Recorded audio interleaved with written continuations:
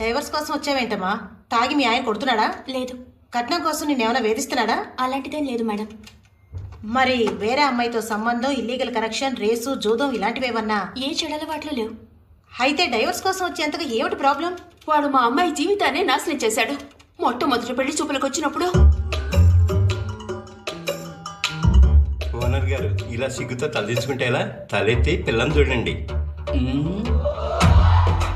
ఓయ్ పెద్ద ఆయన, నేను సిగ్గుపడి తలదించుకోలేదురా. వచ్చేటప్పుడు పాకెట్ నుంచి 10 రూపాయలు కింద పడింది. చాలా సేపటి నుంచి వెతుకుతున్నా దొరకట్లేదు. రైట్, నువ్వు జరుగు.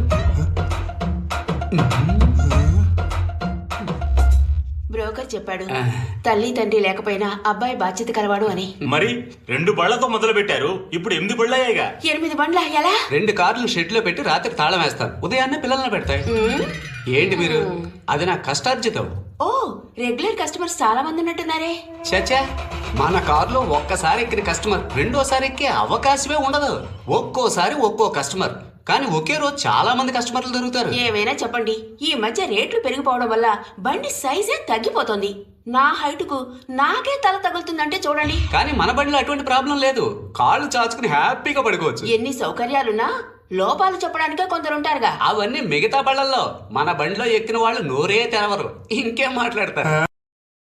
Download ShareChat.